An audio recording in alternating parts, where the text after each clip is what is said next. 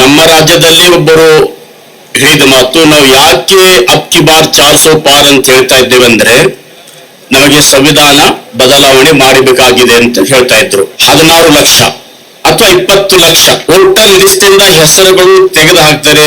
Next ಯಾರು win ಆಗ್ತಾ ಇದ್ದಾರೆ, ಅಲ್ಲಿ ಯಾರಾಗ್ತಾ ಇದ್ದಾರೆ, ಈಸಿಯಾಗಿ ರಿಸಲ್ಟ್ ಇದೆ.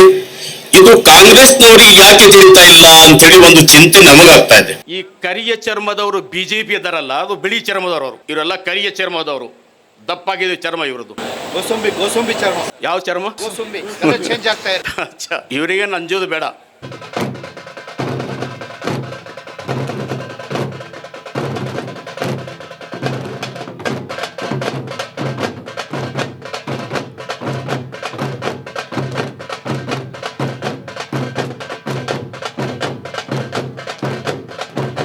ಇದಕ್ಕೆಲ್ಲವೂ ಸಾಕ್ಷಿಯಾಗುತ್ತೆ ಎನ್ನುವಂಥ ಭರವಸೆಯನ್ನು ಕರ್ನಾಟಕದ ಎಲ್ಲ ಸಂಘಟನೆಗಳು ಕೂಡ ಇವತ್ತು ನಿಮ್ಮ ಜೊತೆಗೆ ಹಂಚಿಕೊಳ್ಳಿದ್ದಾವೆ.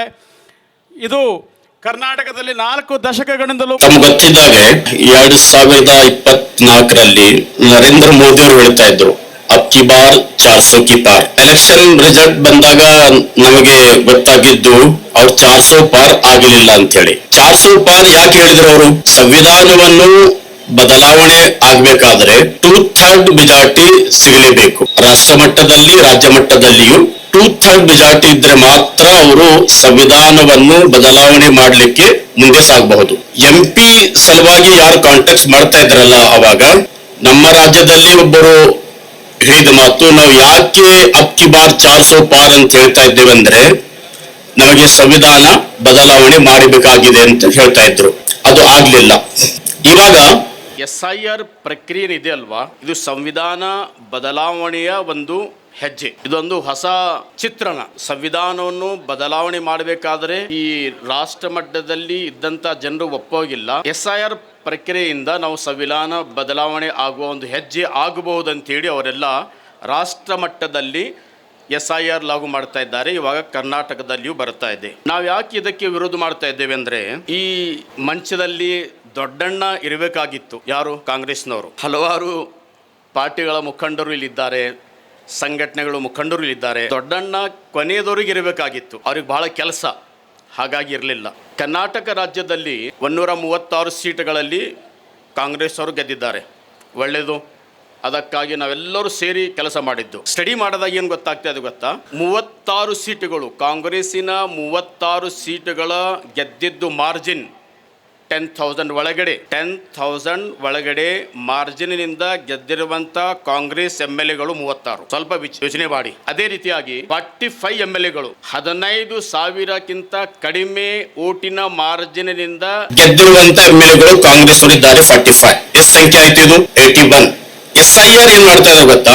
ಕಡಿಮೆ ಮಾರ್ಜಿನ್ ಇಂದ ಗೆದ್ದಿರುವಂತ ಕಾಂಗ್ರೆಸ್ ಆಗಲಿ ಅಥವಾ ಸೆಕ್ಯುಲರ್ ಕ್ಯಾಂಡಿಡೇಟ್ ಆಗಲಿ, ಎಲ್ಲಿದ್ದಾರೆ ಅವರು, ಅವ್ರನ್ನು ಹುಡುಕ್ತಾರೆ.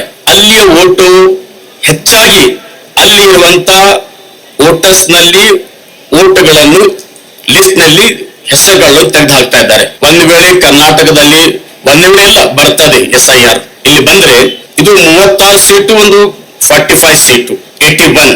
ಒಂದು ಕ್ಷೇತ್ರಗಳಲ್ಲಿ SIR ನಿಂದ 20,000 ವೋಟುಗಳು ತೆಗೆದು ಹಾಕಿದರೆ ಎಷ್ಟಾಗುತ್ತೆ ಗೊತ್ತಾ? 16 ಲಕ್ಷ ಅಥವಾ 20 ಲಕ್ಷ ವೋಟರ್ ಲಿಸ್ಟ್ ಇಂದ ಹೆಸರುಗಳು ತೆಗೆದು ಹಾಕ್ತಾರೆ.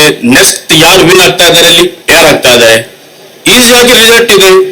ಇದು ಕಾಂಗ್ರೆಸ್ನವರಿಗೆ ಯಾಕೆ ತಿಳಿತಾ ಇಲ್ಲ ಅಂತ ಹೇಳಿ ಒಂದು ಚಿಂತೆ ನಮಗಾಗ್ತಾ ಇದೆ.